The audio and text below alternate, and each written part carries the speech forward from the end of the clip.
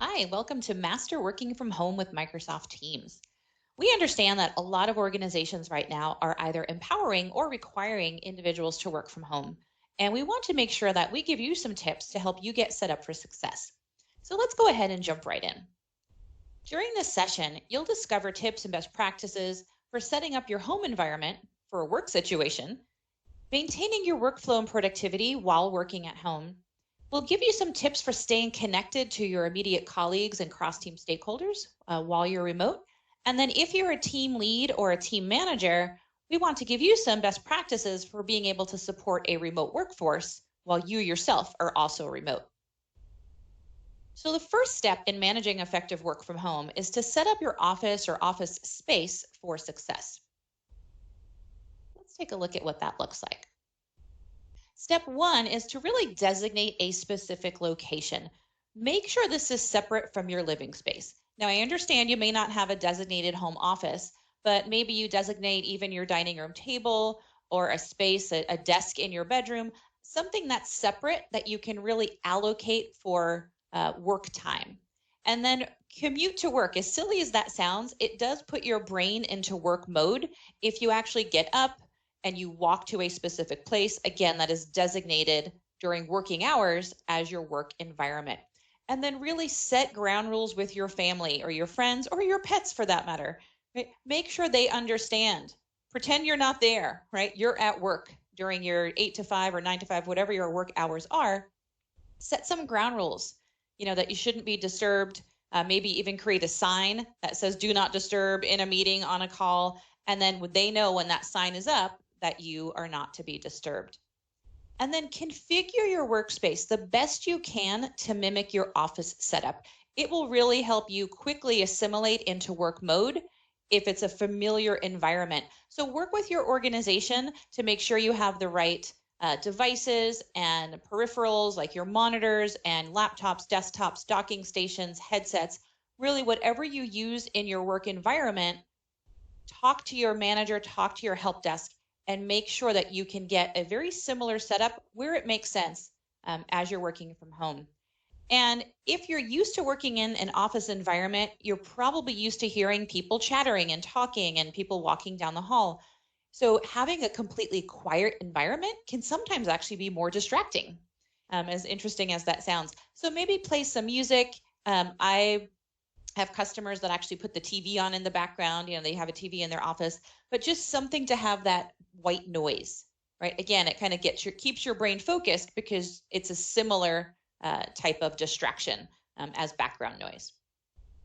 This one is really important. Make sure you call your internet provider. Make sure that your bandwidth is good enough to support working from home, support all of the files and network that you're going to have to access. They can help you run a speed test. Ask them about that if you're not familiar with what that is. And you really want to make sure that your internet speed is really good enough to handle your work from home scenario. And then talk to your help desk. Make sure that you have VPN or other network access from home. Sometimes that requires you to have a separate login or a separate app on your computer to connect in to work documents and resources like SharePoint sites. So both talk to your internet provider and then talk to your help desk to make sure that your environment and your computer is set up to stay connected to all of the resources you need to connect to. And you may need to limit non-work internet use. One of my colleagues, their children like to play games on their Xbox and internet games and things like that. You may have to, put the pause on that during working hours because that takes up a lot of bandwidth. So again, you might have to make some adjustments in your home environment to make sure that your internet can stay connected as robustly as you need it to. And then really try to continue your normal work routine. One of the biggest challenges as people navigate to a work from home situation, I went through this myself. I've been a work from home worker for about 15 years. And the most challenging thing for me was figuring out that work routine because there's no clear delineation between working from home and commuting into the office.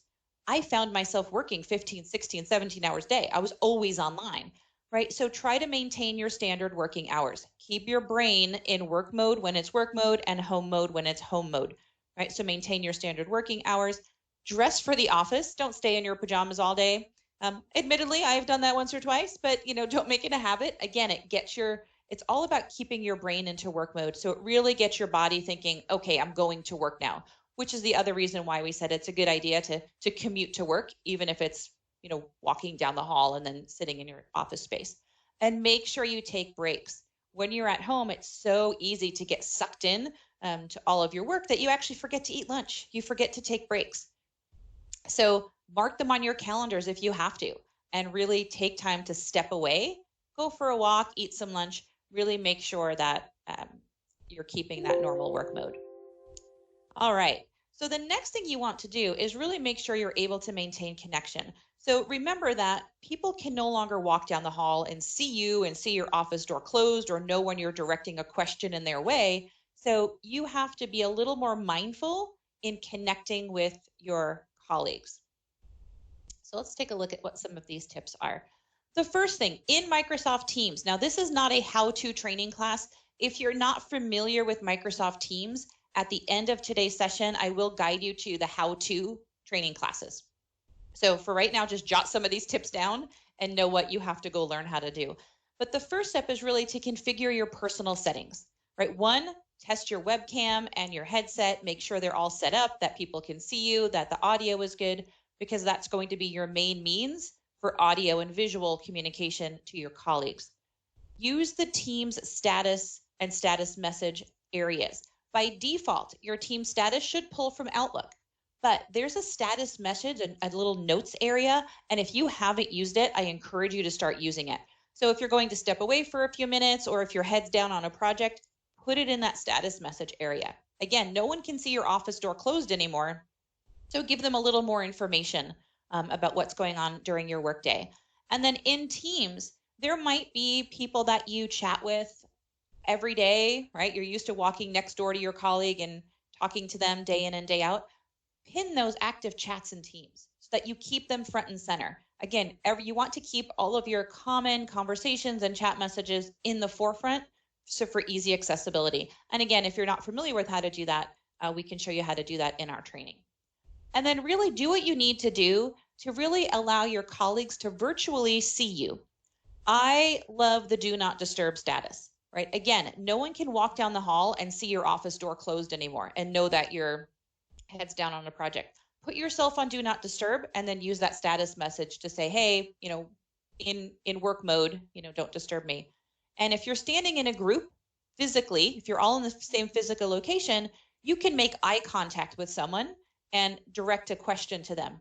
They can't see you anymore. So use @mentions, right? @mention, @John. Hey, do you have that file I need? So when you're sending chats as a group or in a team and channel, make sure you're @mentioning people to really grab their attention. And then in meetings and in video calls, enable video, right? Keep that eye-to-eye contact as much as you can and use that background blur. If you're saying, look, I don't want people to see my bed or my couch in the background, not a big deal. Just use your background blur or select one of the fun backgrounds that we have to offer. And then when you're in meetings, again, you're no longer all sitting around like one conference table. So first and foremost, make every meeting a Teams meeting, right? If you're going to be online, don't just make it a conference call. Make it a meeting so you can really share information and record your meeting and take notes and really do everything you would do if you were in a physical location. Make sure you're using a headset. Don't just use your computer speakers. They're usually not as high of a quality as your headset can bring. And that'll also help alleviate a lot of background noise. Make sure you're leveraging the meeting chat to share files, to share comments and thoughts, because again, people can't see you physically in the same room. And then really make sure to mute when you're not talking. Heavy breathers. As you get more and more used to holding meetings online, you will realize when someone does not put themselves on mute, you hear a lot of heavy breathing in the background, right? It's simply them breathing into their speaker in their headset. So mute when you're not talking. It does allow everyone to have a really good experience. All right, the next thing you want to do is really build community with all of your other remote peers, right? Because working from home, honestly, it can feel a little isolating at first. So creating ways to build rapport with your team can really help keep the energy and excitement going. Let's take a look at some of those tips. One way to do that, think about mimicking what you do when you're in the office, right? You walk down the hall, you say, "Hey, good morning. How are you today?" Maybe you go grab some coffee with your team, right? You catch up, talk about your children's soccer game or, the latest sporting event or whatever that looks like. You have some hallway conversations, right? It's all about that impromptu type of gathering. So do that in teams. Send good morning chats to your team. How's everyone doing today? Share a little insights about what's going on with you. We used to, in my team, we actually used to always, everyone grabs their cup of coffee or tea and we spend 5 minutes in the morning just in a video call. Everyone just talking, catching up with one another. And then maybe a couple of days a week, if you see a colleague online that you maybe don't normally chat with, engage in a virtual hallway conversation. Like, "Hey, John, how's it going? How are you doing? How are the kids?" Whatever that looks like to you, just as if you were having a hallway conversation with that person. It really does help maintain that connection with your peers when you're really not able to simply walk down the hall. And then make it fun, right? Again, working from home can be a little stressful at times. Add memes and giffies, send people encouragement and kudos and things like that using memes and giffies. It really helps keep the energy level up and the fun in your work group. And I love this idea. Establish a remote worker club, right? This could be in your own team, like a channel within your own team's team. You can create a water cooler channel where people can just share recipes, book clubs, fun information. You could even have questions about working from home. I also have organizations that established a Yammer group, right? So it's not just within your own work team, but it's a broader organizational thing. Because remember, this work from home scenario could be new for a lot of people in your organization. So they create a Yammer group or a public team. They share insights, questions on remote working, like, "Hey, I'm running into this. Has anyone else encountered this? What do you think? I need some advice here. How do I get my dog to stop barking? The doorbell's going to ring. What do I do?" And people just want to feel like they're not alone. So establish a Yammer group or a public team where your broader organization can share those insights, ask their questions, and things like that. And then become a champion, right? We all know how productive and successful peer champions can be. So maybe become that remote worker champion for your own work group and then kind of gather some ideas and then represent those back into that Yammer group or public team. Now, if you're a manager, right, working from home for your rest of your work group can really be an adjustment, right? Both for you and for your team. So taking time to build a teamwork environment online can really help your users feel supported while they maintain their productivity. So let's take a look at, as a team lead or a manager, some of the things that you can do. And if you're not a team lead or manager, maybe take some of these tips back to your manager if they're not attending this session.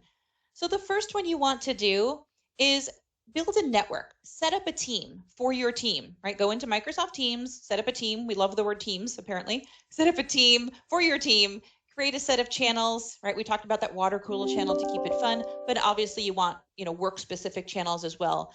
And maybe today you're doing some one-on-ones and weekly team meetings. Maybe they're more impromptu.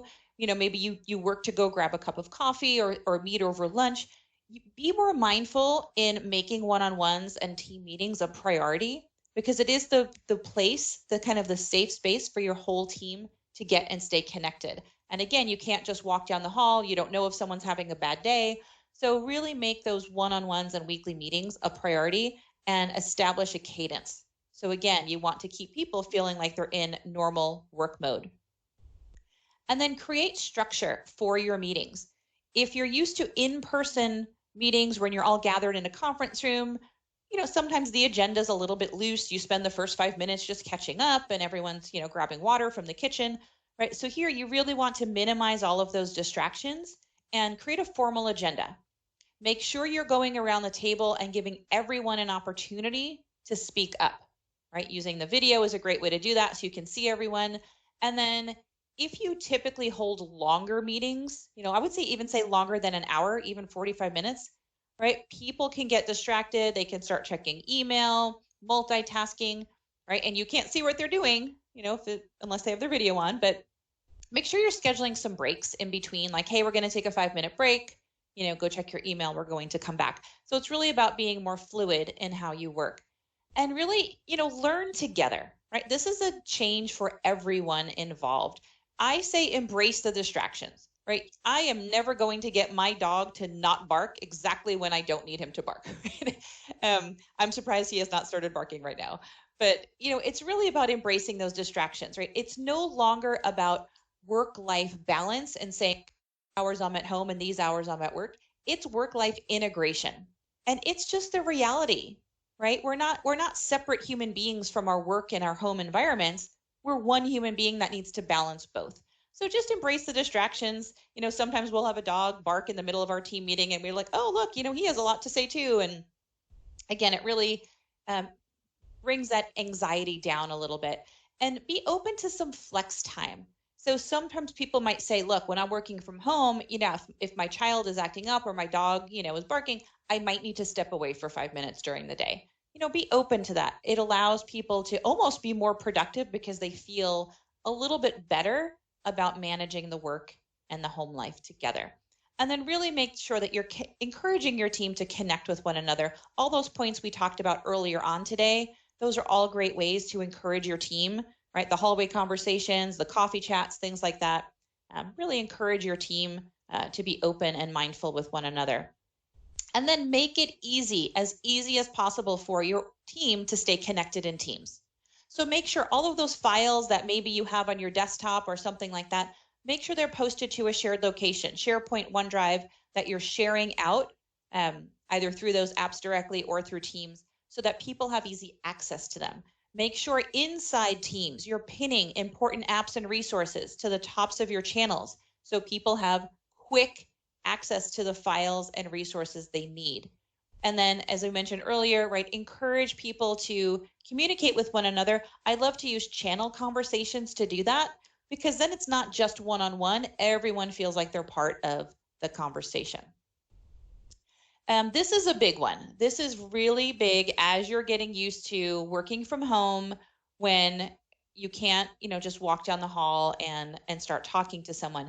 Establish communication norms. I have seen managers that will send me an email and then they send me a chat in Teams, and then 10 minutes later they send me another email saying, hey, did you get my chat that I just sent you in Teams? Right? Because you can't see them and you don't know if they're receiving the information. So set some boundaries. Limit how much, trust your employees. Limit how much you're communicating to them about the same thing. Give them time to respond. Set expectations with your team in your team meeting. Say, look, this is an adjustment, within 4 hours or one business day, whatever, I'd like you to respond, to any messages, or otherwise I'll ping you again. You don't want every chat to be, marked with an important message. Really be mindful in how and how often you're communicating out to your team, and give everyone the opportunity to respond, especially if you're sending, let's say, a group chat. If only one person responds, make sure you're tagging other people, make sure you're giving them an opportunity to get their voices heard as well. Because again, you're not all sitting around the same physical table where you can just make eye contact and see each other. So really make sure you're giving everyone an opportunity to contribute to the conversation. And in your group, in your team, use the general channel. I always like to limit that to the owners. So if you're the owner of your team, I like to limit the general channel just for announcements. And as the team lead or team manager, that's where you can post things like our communication expectations, weekly team meetings, any announcements about, work from home scenarios, things like that. It's really your opportunity to share broader information with the team. And then really encourage an inclusive environment. Ask for feedback, encourage people to ask questions, right? Encourage them to speak up and say, like, we know this is a big transition for you. Let us know what you're thinking. How is it going? If you're struggling with something, let us know. We're all here to work on this together. In your team meeting, go around the table, and again, it's not just work stuff. Again, bring in the, who's watching whatever favorite TV show, sporting event, how's the weather? Just really encourage that kind of general conversation. It really keeps the workflow going and allows people to stay connected. And then really be mindful of people's schedules. Again, when you work from home, people tend to, at least initially, be online, first thing, the sun rises and they're online, the sun sets, they're still online. So just be mindful of schedules and encourage people to maintain their normal workflow. Okay, so that was quite a few tips on how to get started working from home. If you're new to Teams and you're saying, well, how do I know where to set my status message and pin chats and things like that? For end users and team managers, we do have some resources there at the top of your screen. Take a moment, you can jot all of those down if you'd like. There's live training, there's articles and videos and quick start guides that you can download. If you're an IT admin or a change manager and you're wondering, how do we really get started deploying Teams and setting it up and what are our options? Take a look at those middle links that you see there on the page. And if you're a decision maker, or maybe this is a link you want to share with your decision makers on Microsoft's commitment, we are here to support our customers through this COVID-19 situation that we have going on right now. So take a look at that aka.ms/Teams commitment and understand what we're doing to help support you. We're here to guide you, over the next weeks and months as this unfolds, and really make sure that every organization has what they need to be successful. So that's it. Thank you so much for watching. This class is also delivered live. So if you have questions for me, I encourage you to sign up. It's at the first link on the screen, the Teams live training link. Join me live.